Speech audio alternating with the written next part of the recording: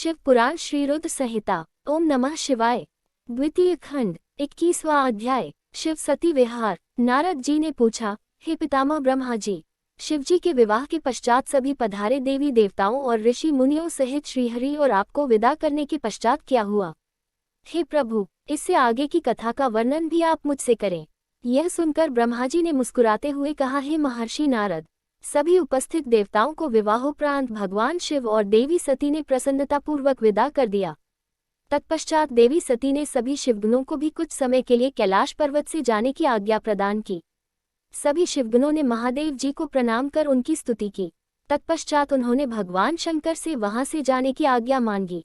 आज्ञा देते हुए महादेव जी ने कहा, जाए, लेकिन मेरे स्मरण करने पर आप सभी तुरंत मेरे समक्ष उपस्थित हो जाएं। तब नंदी समेत सभी गण वहां भगवान शिव और देवी सती को अकेला छोड़कर कुछ समय के लिए कैलाश पर्वत से चले गए। अब कैलाश पर्वत पर भगवान शिव सती के साथ अकेले थे। देवी सती भगवान शिव को पति रूप में प्राप्त कर बहुत खुश थी। बहुत कठिन तप के उपरांत ही उन्हें भगवान शिव का सानिध्य मिल पाया था। यह सोचकर वह बहुत रोमांचित थीं। उधर देवी सती के अनुपम सौंदर्य को देखकर शिवजी भी मोहित हो चुके थे। वे भी देवी सती का साथ पाकर अपने को धन्य समझ रहे थे। एकांत पाकर शिवजी अपनी पत्नी सती के साथ कैलाश पर्वत के शिखर पर रमन करने लगे। 22वां अध्याय। शिव सती का हिमालय गमन। कैलाश पर्वत पर श्री शिव और दक्ष कन्या सती के विविध विहारों का विस्तार से वर्णन करने के बाद ब्रह्मा जी ने कहा, नारद, एक दिन की बात है कि देवी सती भगवान शिव को प्रेम पूर्वक प्रणाम करके दोनों हाथ जोड़कर खड़ी हो गईं। उन्हें चुपचाप खड़े देखकर भगवान शिव समझ गए कि देवी सती के मन में कुछ बात अवश्य है जिसे वह कहना चाह रही हैं। तब उन्होंने मुस्कुराकर देवी सती से पूछा कि हे प्राणवत्सला, कहिए आप क्या कहना चाहती हैं? यह सुनकर देवी सती बोली, हे भगवान, वर्षा ऋतु आ गई है। चारों ओर का वातावरण सुंदर व मनोहारी हो गया है। हे देवादिदेव, मैं चाहती हूँ कि कुछ समय हम कैलाश पर्वत से दूर पृथ्वी पर या हिमालय पर्वत पर जाकर रहें। वर्षा काल के लिए हम किसी योग्य स्थान पर चले जाएं और कुछ समय वहीं निवास करें। देवी सती की यह प्रार्थना सुनकर भगवान शिव हंसने लगे। हंसते हुए ही उन्होंने अपनी पत्नी सती से कहा कि प्रिय, जहाँ पर मैं निवास करता हूँ वहाँ पर मेरी इच्छा के विरुद्ध कोई भी आ जा नहीं सकता है। मेघ भी मेरी आज्ञा के बिना कैलाश पर्वत की ओर कभी नहीं आएंगे। वर्षा काल में भी मेघ सिर्फ नीचे की ओर ही घूमकर चले जाएंगे। हे प्रिय, तुम्हारी इच्छा के विरुद्ध कोई भी तुम्हें परेशान नहीं कर सकता। फिर भी यदि आप चाहती हैं तो हम हिमालय पर्वत पर चलते हैं। तत्पश्चात भगवान शिव अपनी पत्नी सती के साथ हिमालय पर चले गए। कुछ समय वहां प्रसन्नतापूर्वक विहार करने के पश्चात वे पुनः अपने निवास पर लौट आए। 23वां अध्याय। शिव द्वारा ज्ञान और मोक्ष का वर्णन। ब्रह्मा जी बोले, हे महर्षि नारद, भगवान शिव और सती के हिमालय से वापस आने के पश्चात वे पुनः पहले की तरह कैलाश पर्वत पर अपना निवास करने लगे। एक दिन देवी सती ने भगवान शिव को भक्तिभाव से नमस्कार किया और कहने लगी, हे देवाधिदेव महादेव, कल्याण सागर, आप सभी की रक्षा करते हैं। हे भगवान, मुझ पर भी अपनी कृपा दृष्टि कीजिए। प्रभु, आप परम पुरुष और सबके स्वामी हैं। आप रजोगुण, तमोगुण और सत्वगुण से दूर हैं। आपको पति रूप में पाकर मेरा जन्म सफल हो गया। हे करुणा निधान, आपने मुझे हर प्रकार का सुख दिया है तथा मेरी हर इच्छा को पूरा किया है, परंतु अब मेरा मन तत्वों खोज करता है। मैं उस परम तत्व का ज्ञान प्राप्त करना चाहती हूँ जो सभी को सुख प्रदान करने वाला है, जिसे पाकर जीव संसार के दुखों और मोह माया से मुक्त हो जाता है और उसका उद्धार हो जाता है। प्रभु, मुझ पर कृपा कर आप मेरा ज्ञानवर्धन करें। ब्रह्मा जी बोले, मुने। इस प्रकार आदिशक्ति देवी सती ने जीवों के उद्धार के लिए भगवान शिव से प्रश्न किया। उस प्रश्न को सुनकर महान योगी, सबके स्वामी भगवान शिव प्रसन्नतापूर्वक बोले, हे देवी, हे दक्षनंदिनी, मैं तुम्हें उस अमृतमयी कथा को सुनाता हूँ जिसे सुनकर मनुष्य संसार के बंधनों से मुक्त हो जाता है। यही वह परमतत्व विज्ञान है जिसके उदय होने से मेरा ब्रह्मस्वरूप है। ज्ञान प्राप्त करने पर उस विज्ञानी पुरुष की बुद्धि शुद्ध हो जाती है। उस विज्ञान की माता मेरी भक्ति है। यह भोग और मोक्ष रूप को प्रदान करती है। भक्ति और ज्ञान सदा सुख प्रदान करता है। भक्ति के बिना ज्ञान और ज्ञान के बिना भक्ति की प्राप्ति नहीं होती है। हे देवी, मैं सदा अपने भक्तों के अधीन हूँ। भक्ति दो प्रकार की होती है, सगुण और निर्गुण। शास्त्रों से प्रेरित और हृदय के सहज प्रेम से प्रेरित भक्ति श्रेष्ठ होती है, परंतु किसी वस्तु की कामना स्वरूप की गई भक्ति निम्न कोटि की होती है। हे प्रिय, मुनियों ने सगुना और निर्गुणा नामक दोनों भक्तियों के 9 भेद बताए हैं। श्रवण, कीर्तन, स्मरण, सेवन, दास्य, अर्चन, वंदन, सख्य और आत्मसमर्पण ही भक्ति के अंग माने जाते हैं। जो एक स्थान पर स्थिरतापूर्वक बैठकर तन मन को एकाग्रचित करके मेरी कथा और कीर्तन को प्रतिदिन सुनता है, इसे श्रवण कहा जाता है। जो अपने हृदय में मेरे दिव्य जन्म कर्मों का चिंतन करता है और उसका अपनी वाणी से उच्चारण करता है, इसे भजन रूप में गाना ही कीर्तन कहा जाता है। मेरे स्वरूप को नित्य अपने आसपास हर वस्तु में तलाश कर मुझे सर्वत्र व्यापक मानना तथा सदैव मेरा चिंतन करना ही स्मरण है। सूर्य निकलने से लेकर रात्रि तक, सूर्यास्त तक हृदय और इंद्रियों से निरंतर मेरी सेवा करना ही सेवन कहा जाता है। स्वयं को प्रभु का किंकर समझकर अपने हृदयामृत के भोग से भगवान का स्मरण दास्य कहा जाता है। अपने धन और वैभव के अनुसार 16 उपचारों के द्वारा मनुष्य द्वारा की गई मेरी पूजा अर्चन कहलाती है। मन, ध्यान और वाणी से मंत्रों का उच्चारण करते हुए इष्ट देव को नमस्कार करना वंदन कहा जाता है। ईश्वर द्वारा किए गए फैसले को अपना हित समझकर उसे सदैव मंगल मानना ही सख्य है। मनुष्य के पास जो भी वस्तु है वह भगवान की प्रसन्नता के लिए उनके चरणों में अर्पण कर उन्हें समर्पित कर देना ही आत्मसमर्पण कहलाता है। भक्ति के यह 9 अंग भोग और मोक्ष प्रदान करने वाले हैं। ये सभी ज्ञान के साधन मुझे प्रिय हैं। मेरी सांगोपांग भक्ति ज्ञान और वैराग्य को जन्म देती है। इससे सभी अभीष्ट फलों की प्राप्ति होती है। मुझे मेरे भक्त बहुत प्यारे हैं। तीनों लोकों और चारों युगों में भक्ति के समान दूसरा कोई भी सुखदायक मार्ग नहीं है। कलियुग में जब ज्ञान और वैराग्य का ह्रास हो जाएगा तब भी भक्ति ही शुभ फल प्रदान करने वाली होगी। मैं सदा ही अपने भक्तों के वश में रहता हूँ। मैं अपने भक्तों की विपरीत परिस्थिति में सदैव सहायता करता हूँ और उसके सभी कष्टों को दूर करता हूँ। मैं अपने भक्तों का रक्षक हूँ।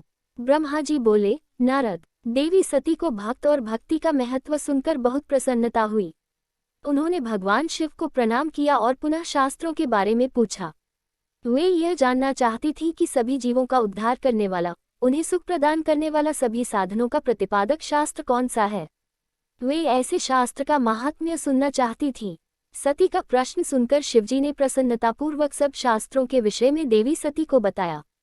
महेश्वर ने 5 अंगों सहित तंत्रशास्त्र, यंत्रशास्त्र तथा सभी देवेश्वरों की महिमा का वर्णन किया। उन्होंने इतिहास की कथा भी सुनाई, पुत्र और स्त्री के धर्म की महिमा भी बताई। मनुष्यों को सुख प्रदान करने वाले वैदिक शास्त्र तथा ज्योतिष शास्त्र का भी वर्णन किया। भगवान शिव ने भक्तों का महात्म्य और राजधर्म भी बताया। इसी प्रकार भगवान शिव ने सती को उनके पूछे सभी प्रश्नों का उत्तर देते हुए सभी कथाएं सुनाई। 24वां अध्याय। शिव की आज्ञा से सती द्वारा श्रीराम की परीक्षा। नारद जी बोले, हे ब्रह्मन, हे महाप्रज्ञ, हे दयानिधे, आपने मुझे भगवान शंकर तथा देवी सती के मंगलकारी चरित्र के बारे में बताया। हे प्रभु, मैं महादेव जी का सपत्नीक यश वर्णन सुनना चाहता हूँ। कृपया अब मुझे आप यह बताएं कि तत्पश्चात शिवजी व सती ने क्या किया। उनके सभी चरित्रों का वर्णन मुझसे करें। ब्रह्मा जी ने कहा, मुने, एक बार की बात है कि सती जी को अपने पति का वियोग प्राप्त हुआ। यह वियोग भी उनकी लीला का ही रूप था, क्योंकि इनका परस्पर वियोग तो हो ही नहीं सकता है। यह वाणी और अर्थ के समान है। यह शक्ति और शक्तिमान है तथा चित्र स्वरूप है। सती और शिव तो ईश्वर हैं। वे समय समय पर नई नई लीलाएं रचते हैं। सूत जी कहते हैं, महर्षियों, ब्रह्मा जी की बात सुनकर नारद जी ने ब्रह्मा जी से देवी सती और भगवान शिव के बारे में पूछा कि भगवान शिव ने अपनी पत्नी सती का त्याग क्यों किया। ऐसा किस लिए हुआ कि स्वयं वर देने के बाद भी उन्होंने देवी सती को छोड़ दिया। प्रजापति दक्ष ने अपने यज्ञ के आयोजन में भगवान शिव को निमंत्रण क्यों नहीं दिया और यज्ञ स्थल पर भगवान शंकर का अनादर क्यों किया। उस यज्ञ में सती ने अपने शरीर का त्याग क्यों किया तथा इसके पश्चात वहां पर क्या हुआ। हे प्रभु, कृपा कर मुझे इस विषय में सविस्तार बताए। ब्रह्मा जी बोले, हे महाप्राज्ञ नारद, मैं तुम्हारी उत्सुकता देखकर तुम्हारी सभी जिज्ञासाओं को शांत करने के लिए तुम्हें सारी बातें बताता हूँ। ये सभी भगवान शिव की ही लीला है। उनका स्वरूप स्वतंत्र और निर्विकार है। देवी सती भी उनके अनुरूप ही हैं। एक समय की बात है, भगवान शिव अपनी प्राणप्रिया पत्नी सती के साथ अपनी सवारी नंदी पर बैठकर पृथ्वीलोक का भ्रमण कर रहे थे। घूमते घूमते वे दंडकारण्य में आ गए। उस वन में उन्होंने भगवान श्रीराम को उनके भ्राता लक्ष्मण के साथ जंगलों में भटकते हुए देखा। वे अपनी पत्नी सीता को खोज रहे थे, जिसे लंका का राजा रावण उठाकर ले गया था। वे जगह जगह भटकते हुए उनका नाम पुकारकर उन्हें ढूंढ रहे थे। पत्नी के बिछुड़ जाने के कारण श्री राम अत्यंत दुखी दिखाई दे रहे थे। उनकी कांति फीकी पड़ गई थी। भगवान शिव ने वन में राम जी को भटकते देखा परंतु उनके सामने प्रकट नहीं हुए। देवी सती को यह देखकर बड़ा आश्चर्य हुआ। वे शिवजी से बोली, हे सर्वेश, हे करुणा निधान सदाशिव, हे परमेश्वर, ब्रह्मा विष्णु सहित सभी देवता आपकी ही सेवा करते हैं। आप सबके द्वारा पूजित हैं। वेदांत और शास्त्रों के द्वारा आप ही निर्विकार प्रभु हैं। हे नाथ, ये दोनों पुरुष कौन हैं? ये दोनों विरह व्यथा से व्याकुल रहते हैं। ये दोनों धनुर्धर वीर जंगलों में क्यों भटक रहे हैं? भगवान, इनमें ज्येष्ठ पुरुष की अंकांति नीलकमल के समान श्याम है। आप उसे देखकर इतना आनंद विभोर क्यों हो रहे हैं? आपने प्रसन्नतापूर्वक उन्हें प्रणाम क्यों किया? स्वामी कभी भक्त को प्रणाम नहीं करता।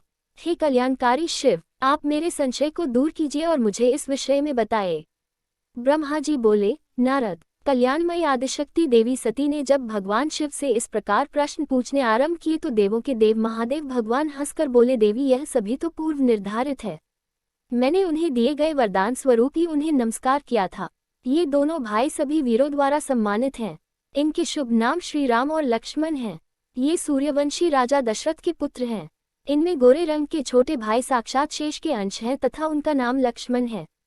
बड़े भाई श्री राम भगवान विष्णु का अवतार हैं। धरती पर इनका जन्म साधुओं की रक्षा और पृथ्वी वासियों के कल्याण के लिए ही हुआ है। भगवान शिव की ये बातें सुनकर सती को विश्वास नहीं हुआ। ऐसा विभ्रम भगवान शिव की माया के कारण ही हुआ था।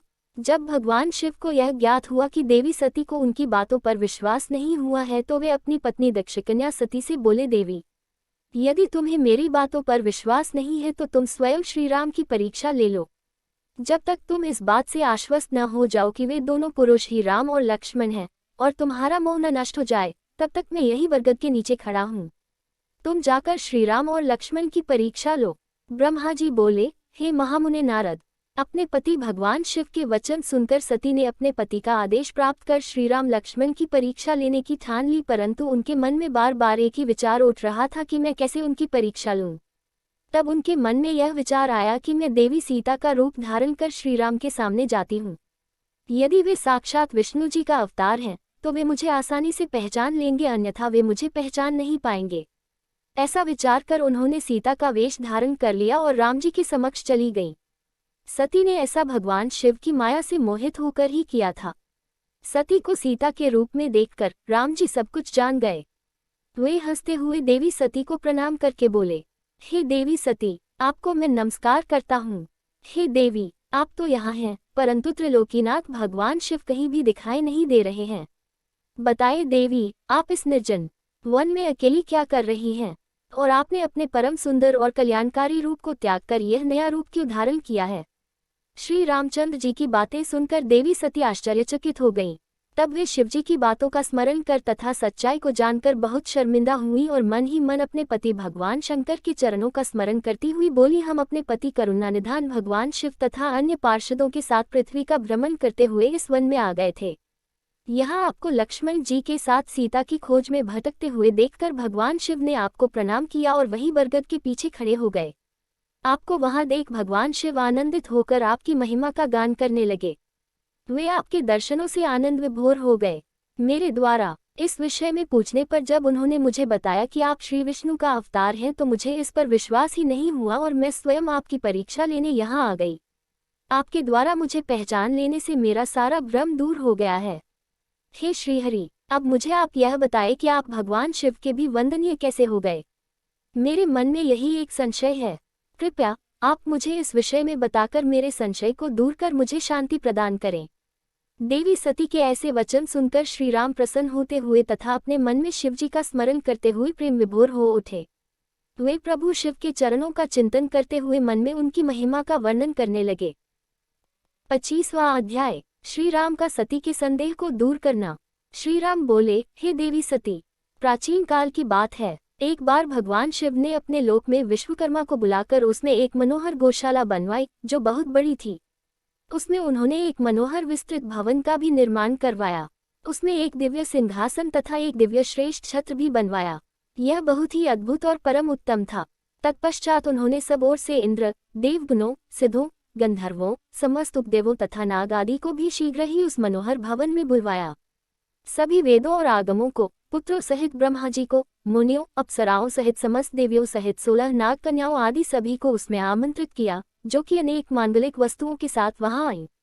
संगीतज्ञों ने वीणा मृदंग आदि बाजे बजाकर अपूर्व संगीत का गान किया। इस प्रकार यह एक बड़ा समारोह और उत्सव था। राज्याभिषेक की सारी सामग्रियां एकत्रित हुईं और तीर्थों के जल से भरे घड़े मंगाए गए। अनेक दिव्य सामग्रियां भी गणों द्वारा मंगवाई गईं।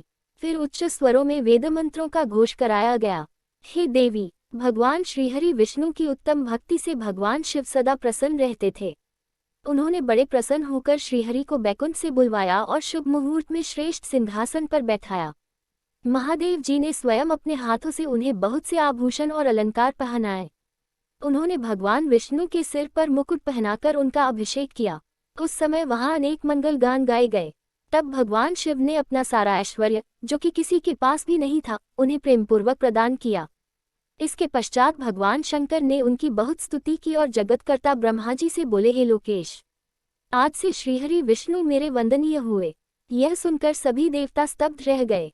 तब वे पुनः बोले कि आप सहित सभी देवी देवता भगवान विष्णु को प्रणाम कर उनकी स्तुति करें तथा सभी वेद मेरे साथ साथ श्री विष्णु जी का भी वर्णन करें। श्री रामचंद्र जी बोले, हे देवी, भगवान शिव अपने भक्तों के ही अधीन हैं। वे अत्यंत दयालु और कृपानिधान हैं। वे सदा ही भक्तों के वश में रहते हैं। इसलिए भगवान विष्णु की शिव भक्ति से प्रसन्न होकर भक्तवत्सल शिव ने यह सब कुछ किया तथा इसके उपरांत उन्होंने विष्णु जी के वाहन गरुड़ध्वज को भी प्रणाम किया। तत्पश्चात सभी देवी देवताओं और ऋषि मुनियों ने भी श्रीहरि की सच्चे मन से स्तुति की। तब भगवान शिव ने विष्णु जी को बहुत से वरदान दिए तथा कहा, श्रीहरि, आप मेरी आज्ञा के अनुसार संपूर्ण लोकों के कर्ता, पालक और संहारक हों। धर्म, अर्थ और काम के दाता तथा बुरे अथवा अन्याय करने वाले दुष्टों को दंड तथा उनका नाश करने वाले हों। आप पूरे जगत में पूजित हो तथा सभी मनुष्य सदैव आपका पूजन करें। तुम कभी भी पराजित नहीं होगे। मैं तुम्हें इच्छा की सिद्धि, लीला करने की शक्ति और सदैव स्वतंत्रता का वरदान प्रदान करता हूँ। हे हरे, जो तुमसे बैर रखेंगे उनको अवश्य ही दंड मिलेगा। मैं तुम्हारे भक्तों को भी मोक्ष प्रदान करूंगा तथा उनके सभी कष्टों का भी निवारण करूंगा। तुम मेरी बाईं भुजा से और ब्रह्मा जी मेरी दाईं भुजा से प्रकट हुए हो। रुद्रदेव, जो साक्षात मेरा ही रूप हैं, मेरे ही हृदय से प्रकट हुए हैं। हे विष्णु, आप सदा सबकी रक्षा करेंगे। मेरे धाम में तुम्हारा स्थान उज्ज्वल एवं वैभवशाली है। वह गोलोक नाम से जाना जाएगा। तुम्हारे द्वारा धारण किए गए सभी अवतार सबके रक्षक और मेरे परम भक्त होंगे। मैं उनका दर्शन करूंगा। श्री रामचंद्र जी कहते हैं, देवी, श्रीहरि को अपना अखंड ऐश्वर्य सौंपकर भगवान शिव स्वयं कैलाश पर्वत पर रहते हुए अपने पार्षदों के साथ क्रीड़ा करते हैं। तभी भगवान लक्ष्मीपति विष्णु गोपवेश धारण करके आए और गोप गोपी तथा गौओं के स्वामी बनकर प्रसन्नतापूर्वक विचरने लगे तथा जगत की रक्षा करने लगे। वे अनेक प्रकार के अवतार ग्रहण करते हुए जगत का पालन करने लगे। वे ही भगवान शिव की आज्ञा से 4 भाइयों के रूप में प्रकट हुए। अब इस समय मैं विष्णु की अवतार रूप में प्रकट होकर 4 भाइयों में सबसे बड़ा राम हूँ। दूसरे भरत हैं, तीसरे लक्ष्मण हैं और चौथे भाई शत्रुघ्न हैं। मैं अपनी माता के आदेशानुसार वनवास भोगने के लिए लक्ष्मण और सीता के साथ इस वन में आया था। किसी राक्षस ने मेरी पत्नी सीता का अपहरण कर लिया है और मैं यहाँ वहाँ भटकता हुआ अपनी पत्नी को ही ढूंढ रहा हूँ। सौभाग्यवश मुझे आपके दर्शन हो गए। अब निश्चय ही मुझे मेरे कार्य में सफलता मिलेगी। हे माता, आप मुझ पर कृपा दृष्टि करें और मुझे यह वरदान दे कि मैं उस पापी राक्षस को मारकर अपनी पत्नी सीता को उसके चंगुल से मुक्त कर सकूं। मेरा यह महान सौभाग्य है कि मुझे आपके दर्शन प्राप्त हुए। मैं धन्य हो गया। इस प्रकार देवी की अनेक प्रकार से स्तुति करके श्रीराम जी ने उन्हें अनेकों बार प्रणाम किया। श्रीराम की बातें सुनकर सती मन ही मन बहुत प्रसन्न हुई और भक्तवत्सल भगवान शिव की स्तुति एवं चिंतन करने लगी। अपनी भूल पर उन्हें लज्जा आ रही थी। वे उदास मन से शिवजी के पास चल दी। वे रास्ते में सोच रही थी कि मैंने अपने पति महादेव जी की बात न मानकर बहुत बुरा किया और श्रीराम जी के प्रति भी बुरे विचार अपने मन में लाई। अब मैं भगवान शिव को क्या उत्तर दूंगी। उन्हें अपनी करनी पर बहुत पश्चाताप हो रहा था। वे शिवजी के समीप गई और चुपचाप खड़ी हो गईं। सती को इस प्रकार चुपचाप और डहकी देखकर भगवान शंकर ने पूछा, देवी, आपने श्रीराम की परीक्षा किस प्रकार ली? यह प्रश्न सुनकर देवी सती चुपचाप सिर झुकाकर खड़ी हो गईं। उन्होंने शिवजी को कोई उत्तर नहीं दिया। वे असमंजस में थीं कि क्या उत्तर दें। लेकिन महायोगी शिव ने ध्यान से सारा विवरण जान लिया और उनका मन से त्याग कर दिया। भगवान शिव ने सोचा, अब यदि मैं सती को पहले जैसा ही स्नेह करूं तो मेरी प्रतिज्ञा भंग हो जाएगी। वेद धर्म के पालक शिवजी ने अपनी प्रतिज्ञा पूरी करते हुए सती का मन से त्याग कर दिया। फिर सती से कुछ न कहकर वे कैलाश की ओर बढ़े। मार्ग में सबको, विशेषकर सती जी को सुनाने के लिए आकाशवाणी हुई कि महायोगी शिव आप धन्य हैं, आपके समान तीनों लोक में कोई भी प्रतिज्ञा पालक नहीं है। इस आकाशवाणी को सुनते ही देवी सती शांत हो गईं, उनकी कांति फीकी पड़ गई। तब उन्होंने भगवान शिव से पूछा, हे प्राणनाथ, आपने कौन सी प्रतिज्ञा की है, कृपया आप मुझे बताएं। परंतु भगवान शिव ने विवाह के समय भगवान विष्णु के समक्ष जो प्रतिज्ञा की थी उसे सती को नहीं बताया। तब देवी सती ने भगवान शिव का ध्यान करके उन सभी कारणों को जान लिया जिसके कारण भगवान ने उनका त्याग कर दिया था। त्याग देने की बात जानकर देवी सती अत्यंत दुखी हो गईं। दुख बढ़ने के कारण उनकी आंखों में आंसू आ गए और वह सिसकने लगी। उनके मनोभावों को समझकर और देवी सती की ऐसी हालत देखकर भगवान शिव ने अपनी प्रतिज्ञा की बात उनके सामने नहीं कही। तब सती का मन बहलाने के लिए शिवजी उन्हें अनेकानेक कथाएं सुनाते हुए कैलाश की ओर चल दिए। कैलाश पर पहुंचकर शिवजी अपने स्थान पर बैठकर समाधि लगाकर ध्यान करने लगे। सती ने दुखी मन से अपने धाम में रहना शुरू कर दिया। भगवान शिव को समाधि में बैठे बहुत समय बीत गया। तत्पश्चात शिवजी ने अपनी समाधि तोड़ी। जब देवी सती को पता चला तो वे तुरंत शिवजी के पास दौड़ी चली आईं। वहां आकर उन्होंने शिवजी के चरणों में प्रणाम किया। भगवान शिव ने उन्हें अपने सम्मुख आसन दिया और उन्हें प्रेमपूर्वक बहुत सी कथाएं सुनाई। इससे देवी सती का शोक दूर हो गया, परंतु शिवजी ने अपनी प्रतिज्ञा नहीं तोड़ी। हे नारद, ऋषि मुनि आदि सभी शिव और सती की इन कथाओं को उनकी लीला का ही रूप मानते हैं, क्योंकि वे तो साक्षात परमेश्वर हैं, एक दूसरे के पूरक हैं। भला उनमें वियोग कैसे संभव हो सकता है। सती और शिव वाणी और अर्थ की भांति एक दूसरे से मिले हुए हैं, उनमें वियोग होना असंभव है। उनकी इच्छाओं और लीलाओं से ही उनमें वियोग हो सकता है।